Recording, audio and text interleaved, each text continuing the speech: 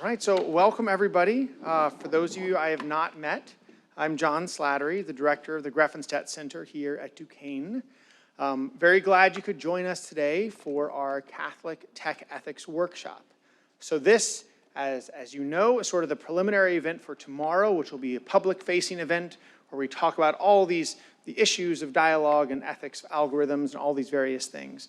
But today what I wanted to do was to gather together a couple of us and talk about some of the specific challenges and possibilities within Catholic theology for contemplating and understanding technology, how it affects our world, how it will affect the world going forward, and how that works within sort of a Catholic theological framework. So we're going to have two sessions today. We'll have the first one that goes from about 2 to 3:15, talking about what is the nature of a Catholic technological ethics, if you can call it that. Then we'll take a little break, have some coffee out in the main Shepperson Suite, the main reception area. And then we'll come back in and talk about pedagogy and promise of tech ethics in Catholic higher education. So should be two really great discussions. And so I'm going to start here by introducing our panelists for the first session. So first we have Dr. Luis Vera, is Associate Professor of Theology and Chair of the Theology Department at Mount St. Mary's University in Emmitsburg, Maryland, and explores the links between fundamental moral theology, technology ethics, and Catholic social teaching. He's currently writing a book about memory as a fruitful focus point for interpreting and evaluating digital media, as well for conversing with the Catholic tradition on the ethics of media use. Our second speaker will be Marielle Courtois, and she's an assistant professor at Benedictine College in Atchison, Kansas. She recently obtained her PhD in moral theology and ethics at Catholic University of America. Her dissertation explored the relationship between disability, technology, and identity, utilizing the work of St. Edith Stein. Her current research focuses on topics surrounding genetic engineering ethics, the intersections of disability and technology, perinatal hospice, and the internal ends of medicine. And finally, responding to them will be Dr. Paul Schertz, who's an associate professor of moral theology and ethics at the School of Theology and Religious Studies at Catholic University of America. He also co-directs the Joint Catholic Clinical Ethics Program with Georgetown University's Pellegrino Center for Clinical Bioethics, and is a visiting fellow at the University of Virginia's Institute for Advanced Studies and Culture. His most recent book, published earlier this year, is Tomorrow's Troubles, Risk, Anxiety, and Prudence in an Age of Algorithmic Governance, which examines the role of technology in predictive calculations of risk from a Catholic theological perspective. So without further ado, please welcome our panelists for tonight.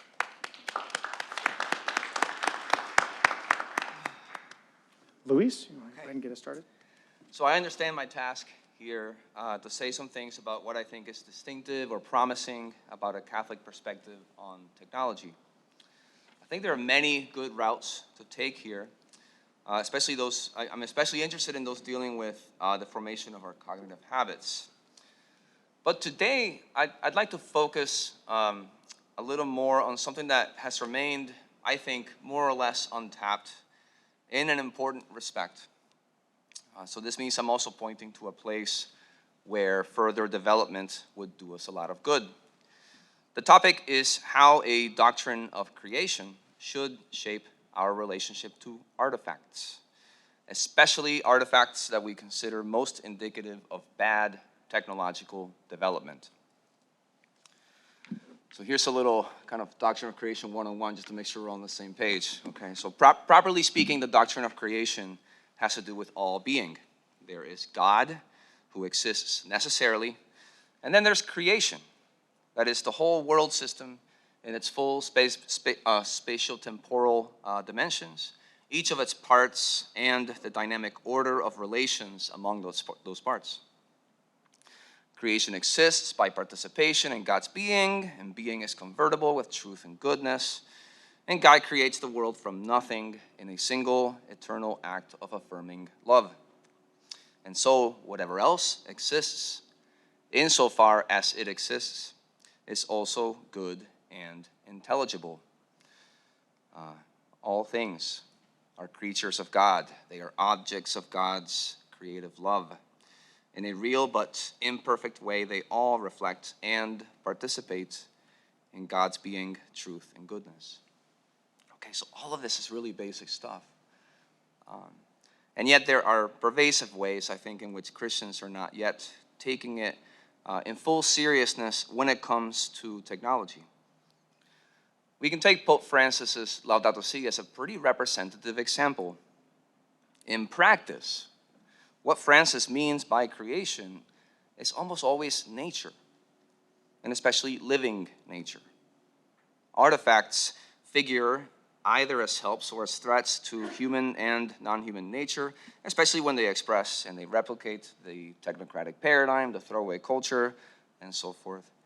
Francis does claim that human ecologies and traditions deserve similar forms of protection as do natural ecologies. But even here, we're talking about artifacts as objects whose goodness has to do with how they figure in the existence of humans and other living things. Their existence as such does not claim anything like the contemplative and theologically oriented wonder that Francis, and really so many others, right, argue is crucial to effective resistance to the technocratic paradigm. And doesn't this match where most of us are at, especially when we are concerned about technology and the environment? Think about artifacts that you consider particularly expressive of everything that's wrong with the world. The trash gyres out in the ocean. Drones that identify and strike at a new target autonomously. An Amazon fulfillment center. Pick your usual suspect. Do we believe that this artifact is, in some fundamental way or sense, good? That it is a creature lovingly willed to share in God's being, truth, and goodness? And that this is so now, at this spatio-temporal location, not just later when it finally breaks down into more natural component parts and ceases to cause us to raise red flags about it.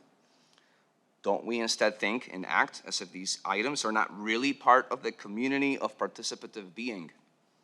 As if their moral complications excuse us from regarding them as metaphysical kin? And if so, isn't this part of what keeps throwaway culture in place? So for one example, when my awareness of a plastic bag's impact on nature does not motivate me to reuse it, my lack of care for that bag is exacerbated, I think, by my disdain for it as an affront to nature. It is not really a member of creation. It is not really a co-participant in God's being. It is like an anti-creature to me in that moment. How do we get stuck here? I think we could say a lot more about Aristotle or about our pre-industrial experience of artifacts, but we can also look closer to home at the normal side effects of technology criticism. If we're in this room, I take it we're interested in naming with as much precision as we can muster how our artifacts in our human ecologies can nudge or embody sin, dehumanization, and ecological devastation. I think this encourages us to remain almost exclusively focused on what I would call the moral layer of artifacts. So when I say the moral layer of artifacts, I mean the whole sum of affordances and socio-cultural conditions of use or for development that bear upon how the artifact is likely to prove morally significant. Because we care a lot about these questions, and we often find it difficult. We find ourselves swimming upstream to draw attention to those questions. In practice, we often act as if the being of an artifact just is that artifact's moral layer. My point here is not to tone down our technology criticism, but to kind of push us to find ways of cultivating what I would call a stereoscopic or bilingual perspective on our artifacts, especially the morally problematic ones. We must learn to see them as creatures of God, without thereby attenuating the stringency with which we assess them at a moral level. Why is this a big deal? I think a lot of reasons, including the importance of seeing reality truly, finding God in all things. I think we could also, maybe later we can talk about how I think this also can helpfully recontextualize technology casuistry. But I want to focus on just 2 points for now. First, if we wish to resist the technocratic paradigm and its posture towards the world as a blank slate for the projection of human interests, we will be more consistent and surely more effective if that resistance extended to artifacts themselves. This would mean learning to regard even the world of artifacts as not fully our own, as having a reality that somehow precedes us, participates in God's being, truth, and goodness, and calls for a particular kind of respect, attention, and responsibility, especially when their moral configuration as cheap plastic junk is telling us to use them mindlessly and throw them away. Secondly, I think such a gaze will long remain a pressing psychological and spiritual need. Of course, we should continue to strive for systemic change when it comes to how our society uses and develops technology.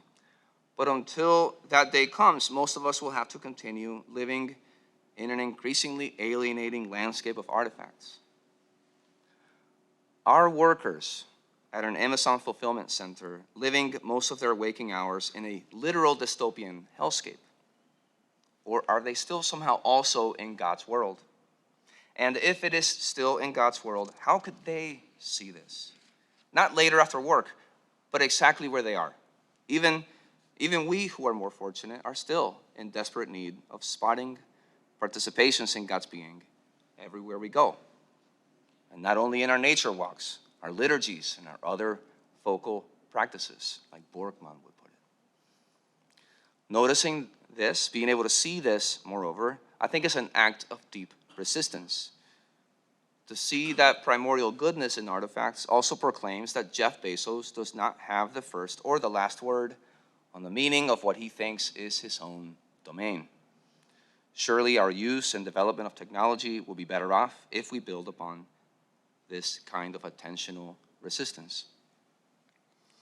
So what can help us cultivate this gaze? I think this is partly about forming our memories and other perceptive habits. So a lot of the great work that has been done on spiritual exercises and how they apply to modern technology. Dr. Paul Schurz has done some of this work. This will be really helpful here. And certainly we can learn something from texts in the tradition that affirm the value of human making. So Revelation 21, for example, and the vision of the city that includes human culture in it. But remember that we are looking for a way of beholding our most problematic artifacts, not our best creations, but our worst, as nevertheless participative in God's being, truth, and goodness. So I'm going to leave us with one avenue that I find promising. Maybe we can talk about others later. What I would suggest most is a Christological understanding of artifacts. We can look for God in the worst work of human hands by beholding these objects through the lens of the cross. We can, in other words, affirm them as creation that has been wounded, disfigured beyond recognition, and forsaken by humanity, often precisely by themselves being made to serve as instruments of wounds and alienation. Too often, such instances of God's creation have little hope of restoration to a healthier condition anytime in the near future. Maybe they're permanently damaged until the restoration of all things in the Christ who suffers with creation. So sometimes maybe all that can be done is to lay those objects in the tomb. But at least we do it in the spirit of mercy rather than disgust or indifference. And maybe we can let that cognitive shift change the way we do technology ethics at a broader level. Thank you.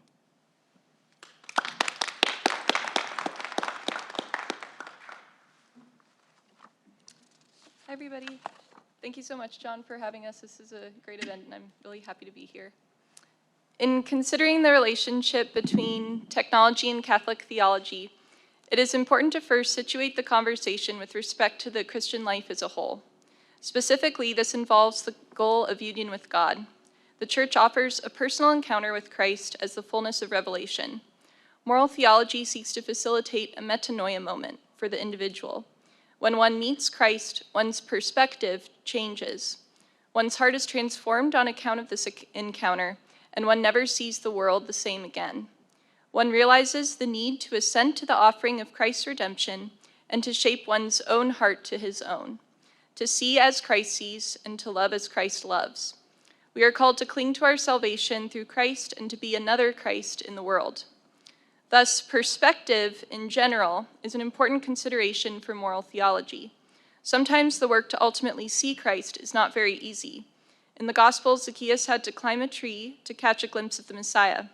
Friends of a paralytic went to the trouble of lowering their friend through a roof to reach Christ. In the story of the rich young man, it was neither physical space nor obstacles that hindered his perspective of the truth of Christian discipleship, but rather obstacles of a heart. The magisterium is charged to uplift a more direct perspective into the meaning of the Christian life, to defend and preserve the deposit of the faith in order to ensure that every generation has a chance to encounter Christ. Our perspective can impact our ability to see Christ and be changed by him. If we limit our interest in the ethical questions of technology to an evaluation of individual technologies themselves, then we are missing the problem completely. Pope Francis calls us to consider technology ethics as more than the products we build and how we use them. Rather, technology ethics should account for the way in which we gaze upon the universe.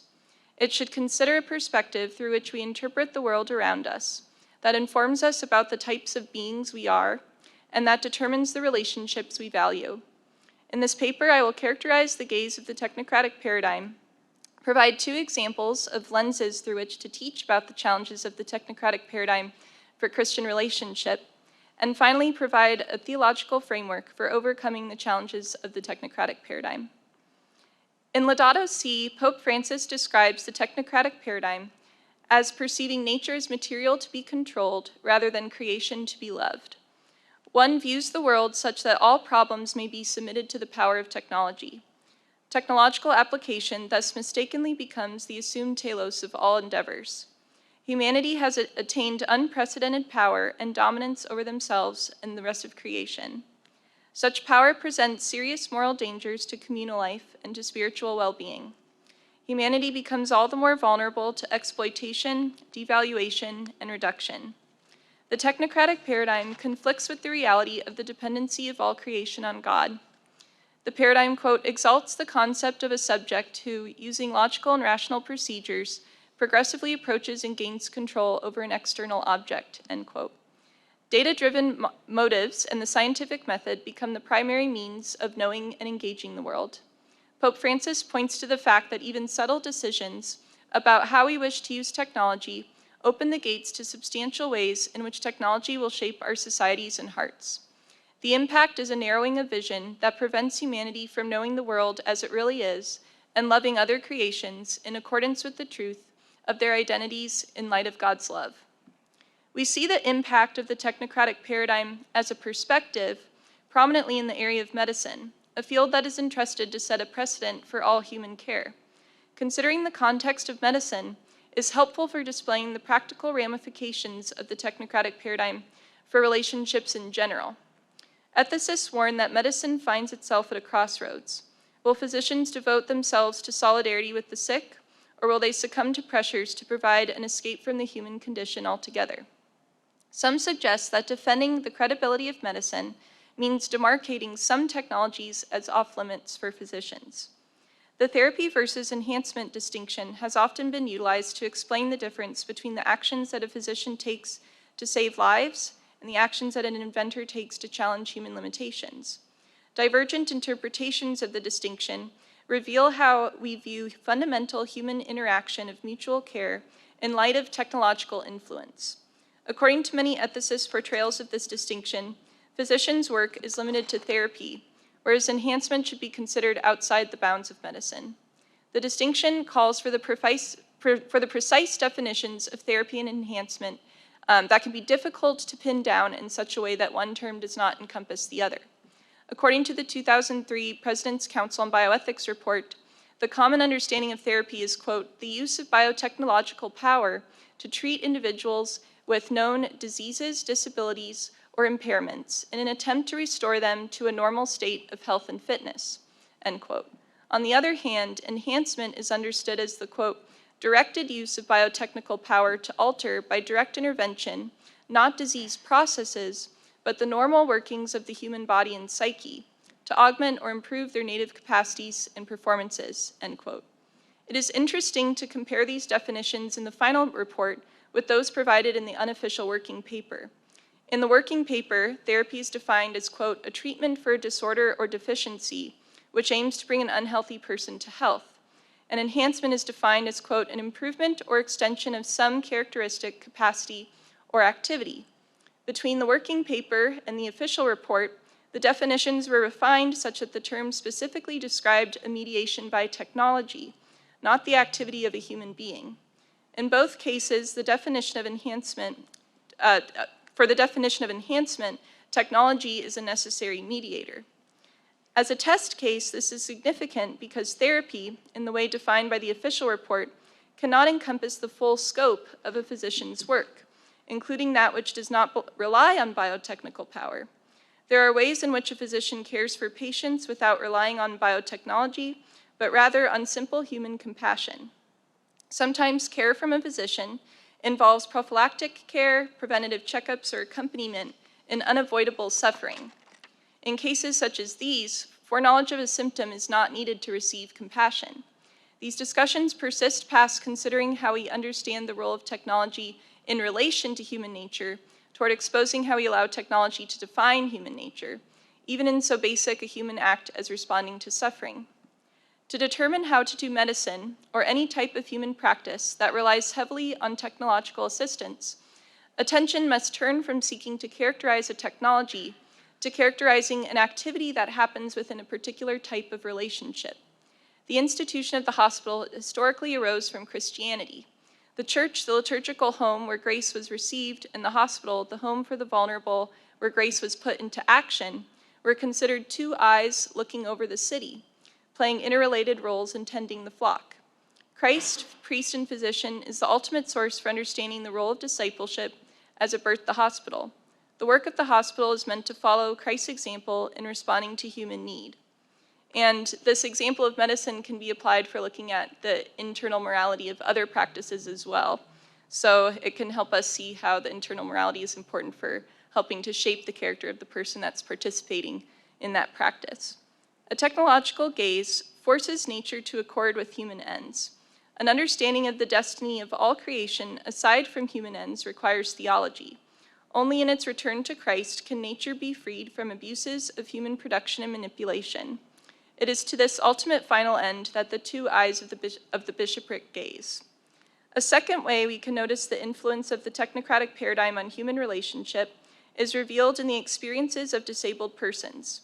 Here we find our second lens through which to critique and teach about a technocratic culture. Theological disability ethics reveals ways in which technological innovation can be applied rightly and wrongly. The technocratic paradigm can directly feed into the idea that persons with disabilities are not worth investment. Only a future of cured persons are so worthy. Through the technocratic paradigm, it is assumed that physical differences can be overcome with various technological interventions, overlooking the social components of accessing community. In fact, there are a variety of reasons that may contribute to an individual's decision to consent or to refuse medical treatment. According to Susan Steffen, some persons with disabilities, quote, do not want to be cured and fade into the mainstream. Instead, they want to be accepted and appreciated, to have society make room for them as they are, end quote. This problem extends to how perspectives of fellow humans also fail to see the wholeness of the person and the fittingness of the other for relationship without further qualification. Two competing anthropologies emerge, one that honors the full dignity of the person, and another that expects the person to function as reliably as a machine. Elizabeth Barnes describes how many persons with disabilities are frustrated with the fact that funding is directed often to finding cures for conditions, which means that persons currently living with the condition are less likely to see this funding go to securing accessibility features or technology that could be immediately helpful to them. Barnes argues, quote, many disabled people want to live with their disabilities for longer and with better adaptive technology, not to have a magic bullet that turns disabled bodies into non-disabled bodies, end quote. A technocratic culture fails to be person-centered and overlooks immediate needs. For the technocratic paradigm, a particular way of viewing the object is imposed on it, such that the object must fit into presuppositions rather than become known on its own terms. This observation resonates with the concerns of the disability community. Human interactions with nature are marred by technologically based expectations of expediency and efficiency. Because of this, our very vision of nature is deformed. Those who deviate from expectations of efficiency are considered burdens. Technology causes humans to view nature as standing reserved, poised for extraction and utility. Humans themselves can become a standing reserve for one another. This impacts the general perspective of human dignity, as persons with disabilities come to be considered an ineffective or broken cog in the economic system, or an insult to the project of progress. In fact, the disability critique teaches a fundamental model for encountering all persons. Grounding the gaze of another in an acknowledgement of a creator's love helps to avoid the moral tragedies that shatter communities. The call to communion that Christian discipleship upholds is key to carrying out responsibilities toward the inherent dignity of all persons. The Eucharistic table responds with genuine joy and gratitude toward each individual as a masterpiece of God. While at once obfuscating our belovedness before God, the technocratic paradigm presents the illusion of a certainty of our identities, either as consumers that rely on technology to make up for limitations, or as technicians that use technology to avoid responsibilities of finite human nature. A concept that can help us to overcome the technocratic paradigm is to teach a theology of gift. Acknowledging the world as gift, including ourselves as gift, helps us to bear the proper reverence to God's economia and to his providential plan. Acknowledging nature's giftedness reveals moral limits to our interventions in nature. Furthermore, gift exposes one of the lies of the technocratic paradigm, that we belong to ourselves. The assuredness we build in our identities as consumers or technicians distracts us from the detachment toward identity needed for true discipleship. Detachment opens one to respond to the call of discipleship. To follow Christ wherever he goes may lead us to the most inefficient and unproductive of tools, namely our own cross. Gift also reveals the joy for which a human is created and destined. Technology, too, is destined through a Christian perspective to become gift. When technological development responds to human needs as a gift of innovation, rather than imposes an ideal of efficiency, it becomes rightly ordered to relationship with God. Only then can technology properly partake in the transformation of the world through Christ. Zacchaeus did not simply climb a tree to reach the heights. He was not in pursuit of his own Tower of Babel. He sought Christ. Breaking through a ceiling on behalf of a paralyzed friend was not imposing on the man an ideal of human function. Christ prioritized the care of his soul. On the other side of the technocratic gaze that objectifies the world is mere power to be extracted to our own advantage. On the other side of a gaze transformed by Christ, one that changes the world, is a gift that lies in a union of relationship, the gift of residing in a loving God. Thank you.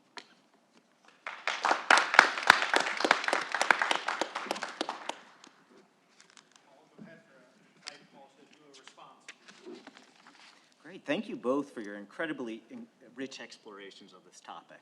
Between the two presentations, we saw technology from the perspective of the entirety of salvation history, from Luis's engagement with the doctrine of creation, through both papers' discussion of the effects of the fall seen in our relationship to technology, and then to the cross, and finally to Mariel's emphasis on redemption through our encounter with Christ and the need for conversion towards Christ and the other. So I think these papers really show the strength of a theological analysis of technology. So I'll start my response, though, by pointing to a tension between these papers. In her presentation, Mariel builds on magisterial teaching as well as philosophy to show the problems of a contemporary focus on efficiency that predominates in the design and use of technology, what Pope Francis calls the technocratic paradigm. She shows how this framework that relentlessly targets efficiency and manipulation can lead to ableism and other forms of oppression. Her response moves in line with Pope Francis, if differently phrased. She calls us to always consider technology in the light of relationship. This can either be the relationship that is defined by a craft and activity like medicine, which creates the space for the specificities of the doctor-patient relationship, or it can be the encounter with the individual other in the uniqueness of their need, which is what Pope Francis sees in the parable of the Good Samaritan, and Mariel calls for in regard to the person with disability seeking to flourish. We should not just assume that we can normalize people with a disability through a technical cure. Rather, we need to engage them as persons to see how technology can help them to flourish. Luis, in part, challenges this approach to technology because the technocratic paradigm threatens to demonize all technology. More importantly, it conceals the uniqueness of the individual technology and how it can reveal to us its participation in being and thus in the good. So he calls us to understand how each technology can be understood as part of creation and thus called good by God. So that means we need to develop a much more complicated theology of the artifact, which I think is very clearly needed for Catholic theology. And I think his paper provides a groundwork for what that theology would look like. There is an agreement between both papers in that they both lay particular emphasis on how we see the world. To engage technology ethically, we need to transform our gaze in regard either to the world or to the artifact. As Jesus says in the Sermon on the Mount, we must seek a sound, healthy eye, one which looks towards Christ even as we engage technology. For both of the speakers, we must perceive the world in terms of a gift given by God in creation, one which is good and calls for our care and thanksgiving. Okay, so these papers inspired many questions and thoughts, and I'd like to describe three of these, beyond the basic kind of question of what each of you thinks of the other's paper, and the similarities and differences in your approach. But first, I had a broad question as to what level of analysis Catholic ethics of technology should focus on. Both of you seem to call us to move past a casuistry of an individual technology or a principle like privacy or bias. Rather, we should examine our own perspectives. Although you call us to operate on different levels when we talk about our gaze. So for Mariel, we should criticize our fundamental mindset or relational setting, and Luis calls us to shift our perspective on the individual's artifact. But I wonder if there's another level of analysis, though. Right? So what about the level of the social? Many scholars of technology speak of technologies in terms of socio-technical system, arguing that we can't separate a technology from the social system in which it is embedded. For example, can we analytically separate work scheduling software from the dystopian hellscape of an Amazon factory, as Luis calls it? If we look at that level, then we're looking more at the level of government and the social. And different kinds of governance and different kinds of social structures can be bad from a Christian perspective. Whereas government is good in principle, tyranny and totalitarianism are not. Aside from participation in being, there's not much to embrace in a structure of sin. So how do we deal with, can a socio-technical system be bad and thus the technology necessary for it? So I think this is part of the argument of activists who see facial recognition software as either irredeemably racist or part of a surveillance system, right? That inevitably threatens to turn our world into something like Xinjiang province. Yet this level of analysis is still a little bit more specific than an indictment of a technocratic worldview. Okay, so a second question, which is specifically for Luis, is how do we avoid an improper or idolatrous attachment to technology if we're seeking the good in each of them?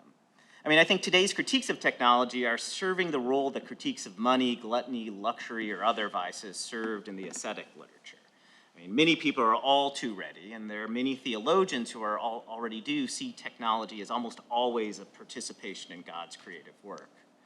Right? So I think of a conference I was at about a particular pharmaceutical where the doctor gave this kind of example of, he showed the scientific studies showing that this pharmaceutical was no better than placebo. Now, there was somebody on this medication in the audience, and she was very upset with this, and she said, no, but I see the Holy Spirit acting in this pill. This is how God is acting in my life. And I'm like, well, but it's the placebo effect. I don't know if we want to tie that to the Holy Spirit, right? How do we avoid that danger of kind of seeing, improperly seeing technology as the activity of God? And a final question for both of you is, does embracing a theology of gift challenge efforts to speak to the secular world about technology ethics? I don't mean merely to question whether we can talk about God and creation in a secular world. More, though, I want to point to the fact that the theology of gift is tied to a particular idea of contingency of creation that marks a watershed in the medieval era between antiquity and modernity, right? So marking the difference between nature and gift. So most ancients viewed nature as self-sufficient and tools as just as teleological as the rest of nature. Stoics saw a close relationship between nature and techne, with every tool tied to a craft with an intrinsic end that served human nature. This all changed in the medieval period, in a history traced by Hans Blumenberg, Ivan Illich, and others. The medieval emphasis on the contingency of creation that arises out of arbitrary divine will undermined, to some degree, the idea of a necessary teleology in nature. It was at this point that tools could become merely instruments with their purposes bestowed by others, such as for Christians by God, right? They became a gift. This understanding of the contingency of creation allows us to experience the world as a radical gift, rather than merely as rational or orderly as the ancients did. Yet in the early modern period, when God is taken out of the picture, the only source of purpose or value for these instruments become the human will. Now, the idea of creation as rational nature, so this focus on nature, is one way people have sought to recover the objective value of reality that could be accessible to non-theists, making tools serve or conform to an objective nature. Both of you, however, push back in different ways on the recovery of nature. Right? Luis explicitly distinguishes creation from nature, and to make room for the artifact, and Mariel describes the problems of the normalizing push to fix disability, the way we can almost inherently interpret nature in terms of a technocratic paradigm. So if a technology ethics is based on the gift, it would seem accessible only to Christians and other theists, right? So if you think of secular uses of givenness and debates surrounding enhancement, it always raised the question as to, well, who gave this gift to us?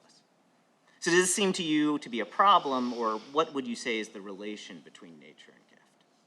But in any case, these were wonderful papers that inspired a lot of thoughts and questions, and they paint a great way forward. Thank you so much.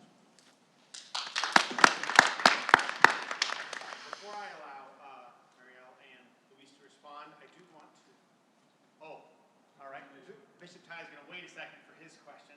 So we'll let Mariel and Luis respond to Paul's comments first, and then we'll go into questions from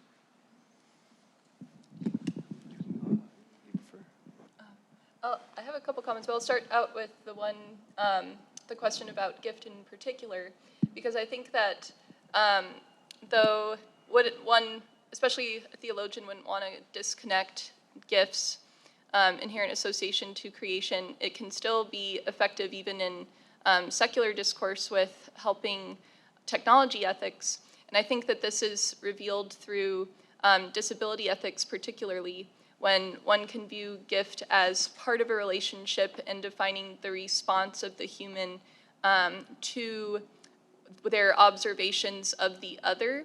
And so gift can be a way of relating to the person and noticing their needs, and then being able to identify an end to technology in association with that need. So technology then has a purpose in serving the other.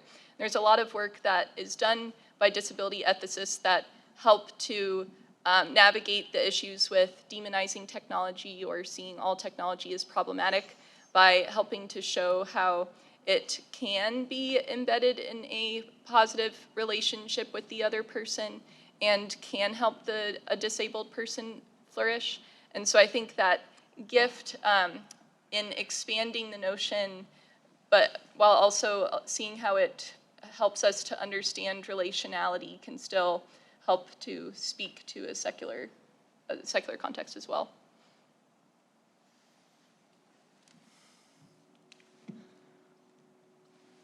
I'm not sure what to say to your last question yet. I'm gonna have to really think about that. My only first thought, in addition to what Mariel is saying, I think the first place I want to go is to think about the specific moves through which an understanding of creation as gift changed the way we thought about tools. In the Middle Ages, especially after Aquinas, we're under a particular conception of the freedom with which God creates, which a recent new colleague of mine has been getting me to realize it may not be necessarily Augustine's way of conceiving of this. So the way Aquinas conceives of God's freedom in creation is both weight-bearing for the rest of the tradition and not necessarily how Augustine conceived it. And so that's where my head is going first, is I want to go there and think about what was going on in the Middle Ages, especially in the 1200s and 1300s, especially. Like what are these people saying is the nexus of these different ideas. And I feel like until I can really understand that, I'm not sure what to say, but this sounds like a really important thing to think about. On the first two questions, I think my response, I really do not mean to slow down one bit the critique of the technocratic paradigm. I really intend that as a way of kind of pushing it even more, making it even more radical. And I wonder if what might be helpful is to clarify that what I'm basically suggesting is that when we the kind of gaze of an artifact that I'm proposing as good has to do with the goodness that artifact receives at the level of primary causality. This is theology talk for like how this pen is willed from eternity by God to exist right now. Not, right, secondary causality is how the pen was made at the factory, etc., within time, right?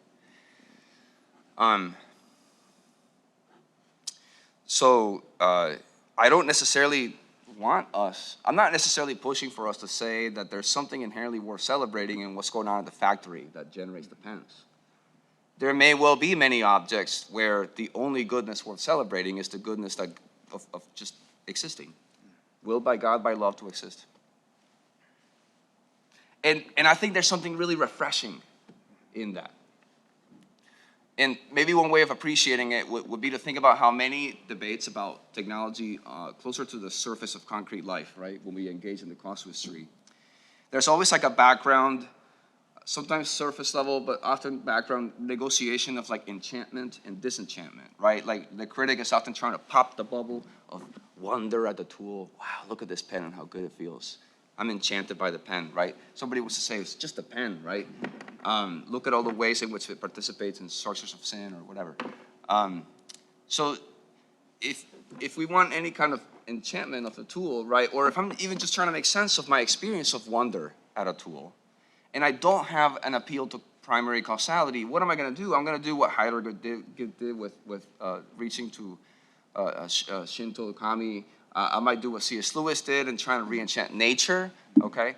All of which happens at the level of like inside of time, right? And now we're inching backwards to becoming another form of techno-optimist as soon as we try and apply that back to the tool. Or we're going to draw a really hard line between nature as enchanting and awesome and tools as always disenchanting and the opposite of awesome. And I don't want any of that. I'm trying to create breathing space where we can say, hey, maybe this particular tool, maybe not the pen, but something really, really bad like the plastic gyre in the ocean. That's really bad. That's just the effect of sin. We don't have to affirm it at the level of secondary causality anymore. And we can say that without fear of feeling like we're dualists who are not world affirming. Because we affirm the world at the level of primary causality, and we can and that frees us to critique it as much as we want. I think that addresses your question. No, that's very helpful. Very helpful. All right, thank you all so much for this. So I'm sort of going to open us up to some questions here, but I'm gonna start it out here, and then I'll see if Bishop Ty wants to say anything next. I have some questions about the technological paradigm, which will not surprise some people at the panel there. I do sort of want to offer it up, and Dr. Vera, sort of based on what you were just saying, I mean, one of the struggles I see with using the technocratic paradigm in describing these pieces is that it in some ways puts up an artificial sense of wanting to go back to something that is not inherently technological. So a critique of the paradigm saying, well, the world is inherently technological. Like we live and exist in now a scientific and technological world. There is no going back. We are not moving back to an Amish culture. That's not where the world is going. And if we set up this question of a technocratic paradigm as sort of, inherently all things that are not good and Christian, there's sort of a sense there of, sort of always sort of pushing against a fray, and people that are sort of within the tech community, within those pieces, there's a sense of, well, how can these people do any good or be any part of it? So I find that a real deficiency in this sort of paradigmatic approach, that it sort of sets up an us and them type of, now you may not see it this way, but sort of an us and them type of approach to what technology is and what sort of the good Christian values that we can sort of take into technology. So I'm just curious, especially, Luis and Marielle, sort of your response to that sort of critique of the paradigmatic approach, which I think you both used very well in your talks. Okay.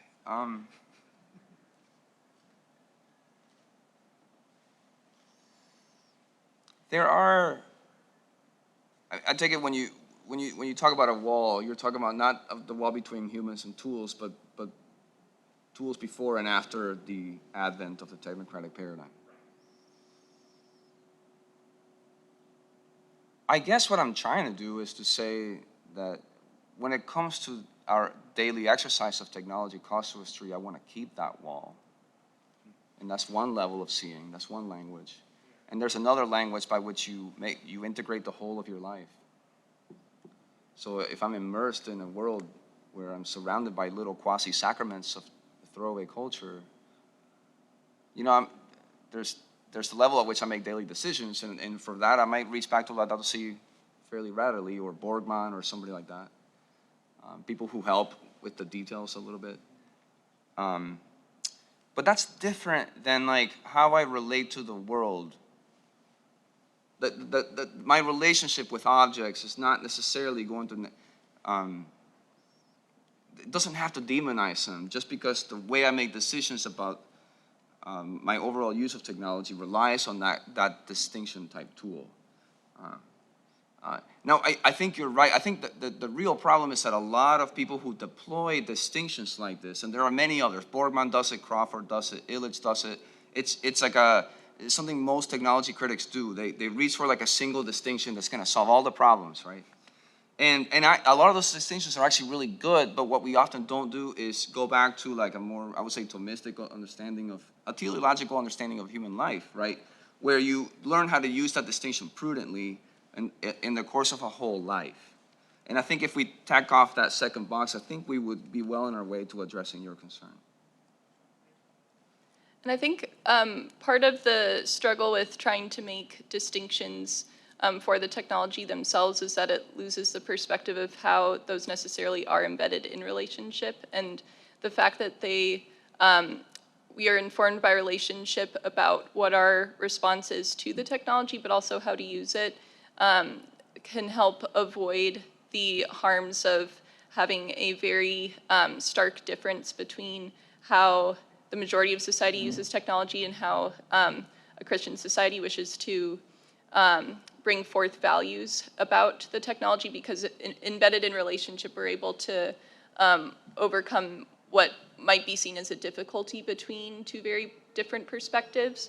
But it has to do with changing the perspective so that it's not just focused on the technology alone, but the wider society and the wider relationships that help inform our approach, which I think is one way that you can see that tested out is with the distinction used between enhancement and therapy, but that it has to circle back to not being limited to just the technology alone, which I think can avoid some of the problems that you've highlighted.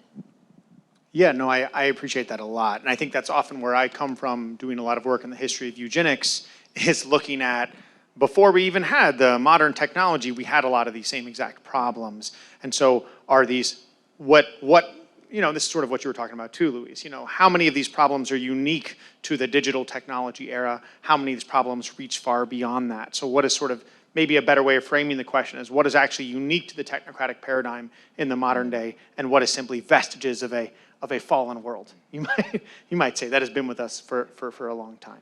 Paul, did you want to add anything to that? I mean, I think that these responses, cover most of it. And yeah, I mean, I think it's, Mariel's work on looking at how do you use technologies well in the relationship to support people with disabilities in their life, right? Rather than trying to fix them as objects, right? That's the key distinction, right?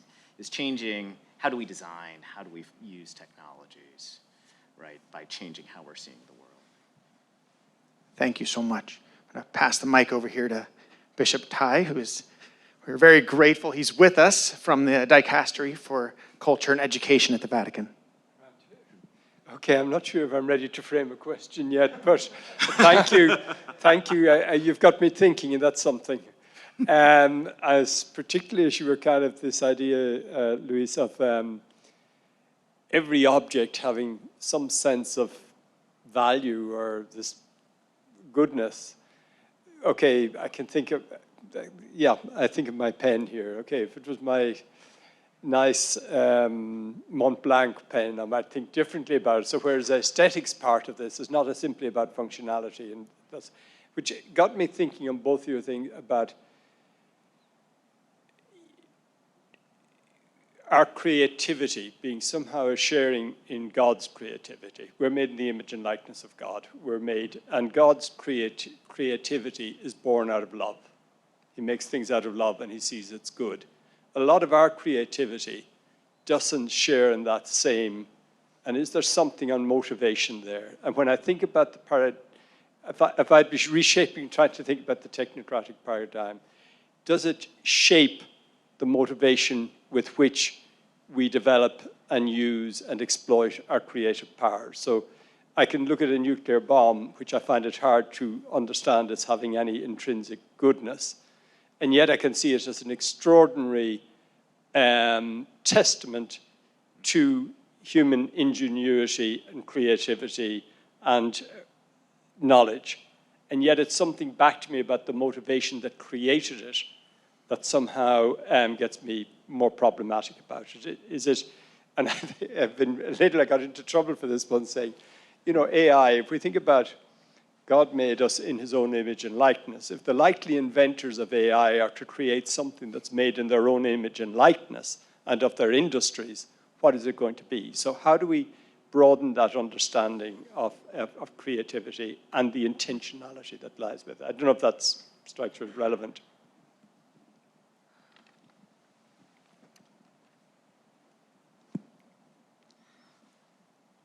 So I'm starting to think that, going back to what Aristotle said about artifacts is causing me to start thinking that maybe not Aristotle himself, but the Aristotelian legacy is actually, I'm starting to appreciate how that is actually partly to blame for the technocratic paradigm.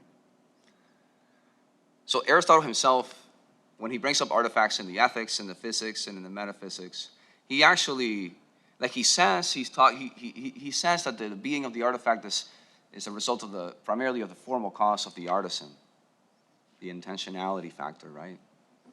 I'm making a vase for drinking or whatever. But he also acknowledges that there are other factors. So in the metaphysics, he has a famous passage about the bronze ball. What is it? So sometimes the material cause already determines. It's tied up with the form already, the particular materials that you need. And then in the ethics, he brings up the important role of chance in art when he's distinguishing it from ethics.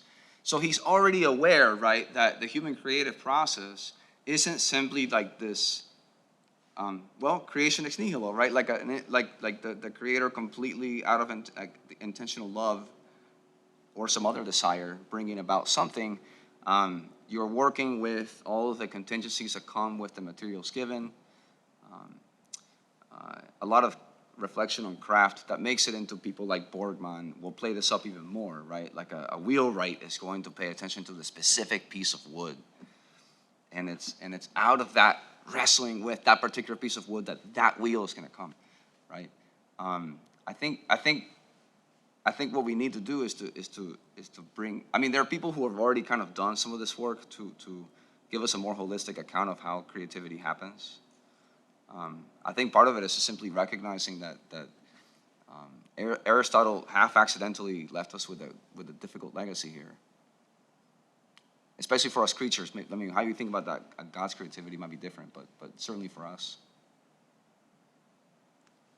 And I think your emphasis on looking at the motivation of the actor and what brings them to want to create the artifact is important, because if we think of God's creation, that is something that is naturally revealing something about him, and our artifacts do the same for the individuals that make them. They're revealing something about the character of the individual who created it, and then also how that person views the recipient of the artifact as well.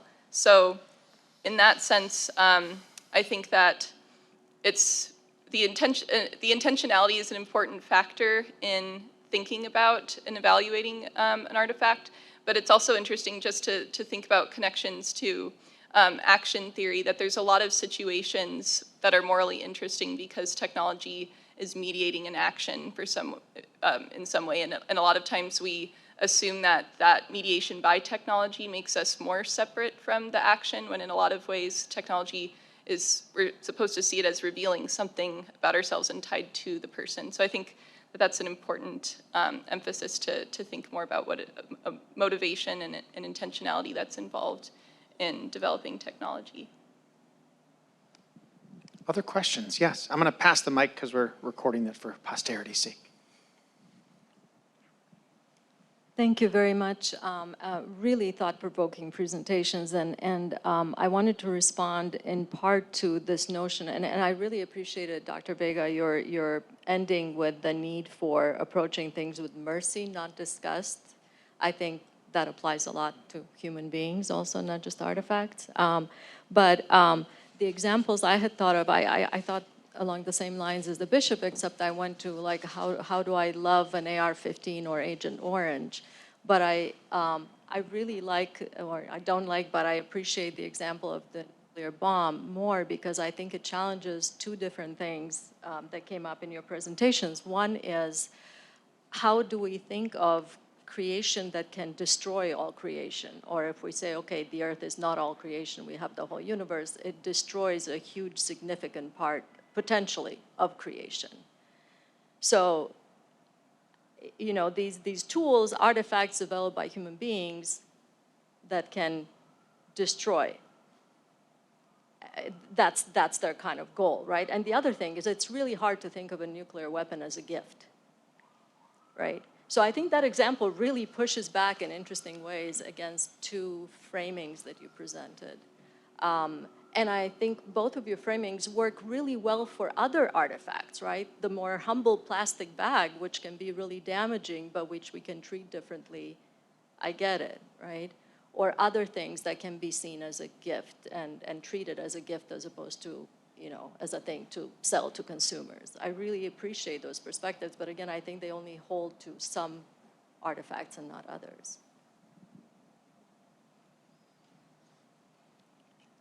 If gift is viewed as a paradigm through which to evaluate technology, I think that it can help illuminate technologies that aren't doing what they're supposed to, or that do warrant heavy moral critique because they don't fit in it. So I think that your example helps to all the more situate how the analysis through gift can help to identify technologies that are more problematic than others. And then it also helps to see if the technology is revealing the motivation of the person and revealing something about the person, then weapons in particular are another very good example of that, of what type of character is that object revealing.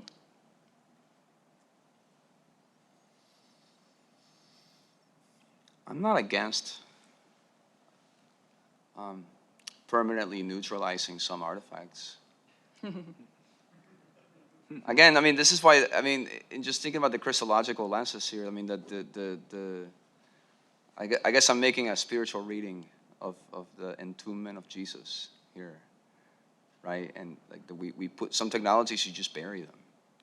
The point is to bury them with Jesus, in the sense of like in hope of the restoration of all things.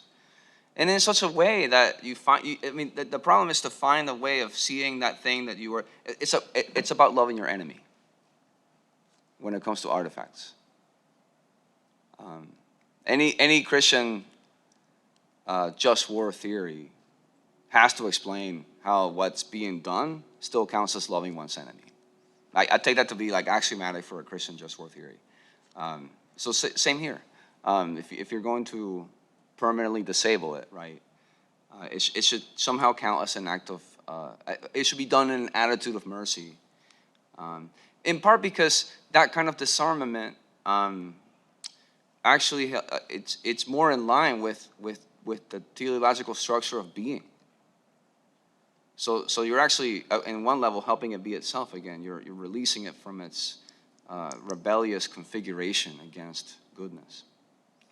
Or I mean, we could probably find better ways of saying it, right? But there's plenty of room. And, I mean, again, that's part of the point of distinguishing between the affirmation of the thing as good at the level of primary causality with how we find it problematic at the level of secondary causality.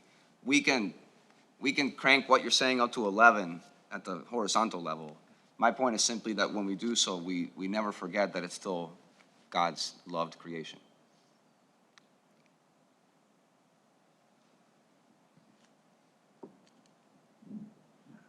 I'm going to call you out here a little bit, Luis, on your metaphor there.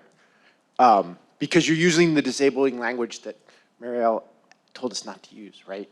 This notion of disabling for the sake of like removing from and, right? So I'm just gonna call that out for a second. But your point is still well taken. To try to summarize, because I had similar lines of thought here. When I teach, when I teach engineers, I argue, as Bishop Paul said, that our creative power is an aspect of the Imago Dei in reflecting God's creative power. But with it, in that it's in the image and likeness of God, the Creator, but within that chain of mind, I wonder if there's a difference between what God made as purely good and what humans make as reflective of sin, reflective of imperfection, reflective of less than God, right? I think what you said in the last comment sort of reflects something akin to that. But then I want to go back to Francis. And one of the things I think gets underread in Laudato Si is his emphasis not so much, it's not so much, but it's the emphasis on technology for technology's sake in the technological paradigm. That technology, what we have done with technology today is we create technology not for a telos outside of itself, but technology becomes itself the intrinsic good. I need the iPhone 14 because it's the iPhone 14, not because of any of the features that the iPhone 14 improves over the iPhone 13. And the same can be true of our nuclear missiles and our nuclear, right? And so do we advance technology simply for technology's sake?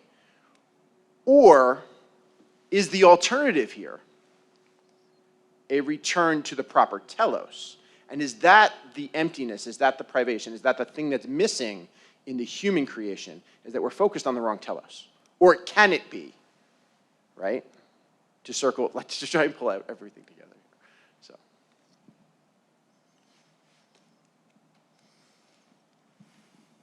I very much like those comments and how if one views a way of evaluating technology as necessitating a phenomenological encounter with a person, then that development of technology is hopefully aligned to a proper telos. But the example that you gave works very well in that the features of the new iPhone aren't necessarily going to, depending on how the person is going to use the phone, might not help them to better serve or to better love for another or to better care for another person. And so it's important to constantly keep in mind, and it's part of the natural decision-making moral structure of a person to always consider the telos in their action, but sometimes that is overlooked and we can either obscure the telos or we're even unintentionally choosing the wrong telos for the action, which can cause us to either utilize a wrong technology or utilize what could have been a good technology wrongly. So I think that that's a really helpful helpful comment for this. So what you're proposing, Matt, is to think in terms of a shift from technology for technology's sake, right, back to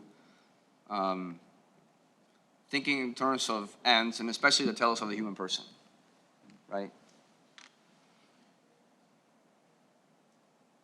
I would absolutely affirm that.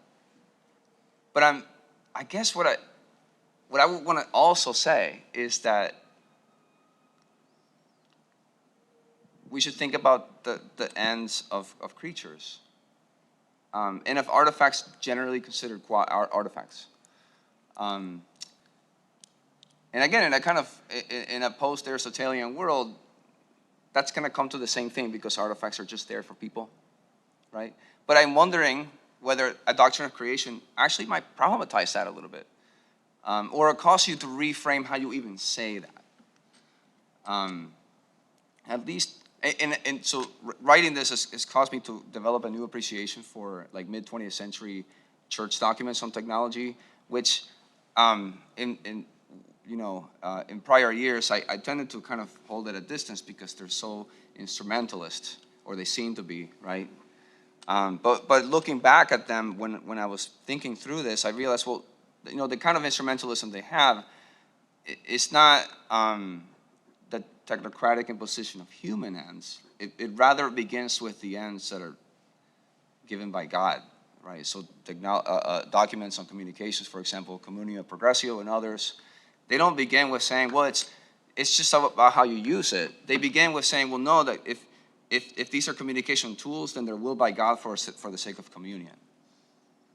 So you actually begin with the relationship of the artifact to God, and then you come back to the teleological question about how the artifact fits into a human life, which I've developed a new appreciation for. I used to just kind of look the other way with many of these documents, but now I realize, wow, okay, maybe they did emphasize human intentionality a little too much, but still, I mean, that the way they built it on a theology of creation might be really helpful.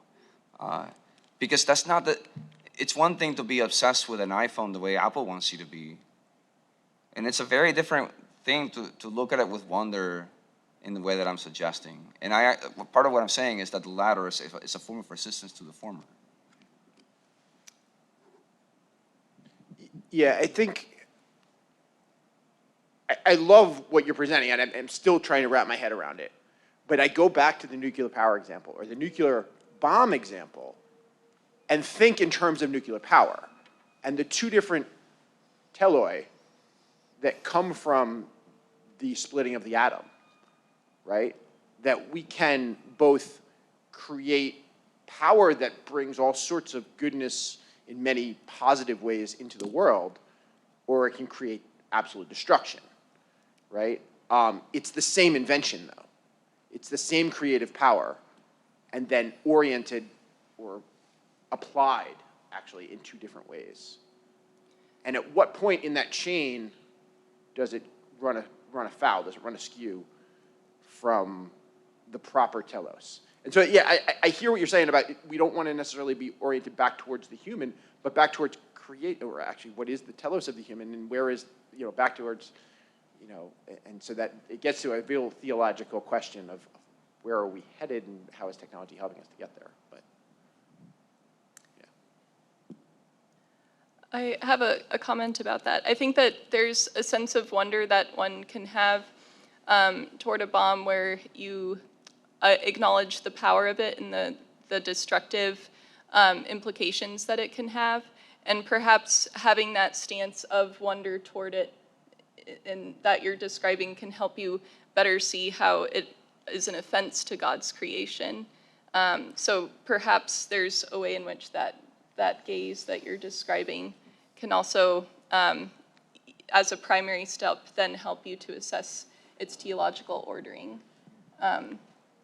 Because if in a moral action, if the intellect is supposed to be able to seek the truth and the will to love the good, in determining the telos of that moral action, it involves that step of knowing, and perhaps that wonder that you're describing of the artifact in conjunction to creation can assist with that. while still maintaining a stark criticism of the destructiveness. Jesus does it. Like in parables that appeal to, if sinners do it, how much more will the children of the kingdom of God understand this, right? So that you can have that moment of wonder and bilingually work it back into an account of the kingdom of God.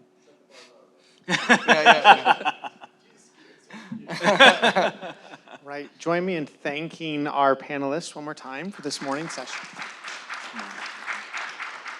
We're going to take a short break right now. There are refreshments out in the main reception area, and then we'll come back in about 15 minutes for the second half of the workshop. We'll continue this conversation and talk about education as well. Thank you so much.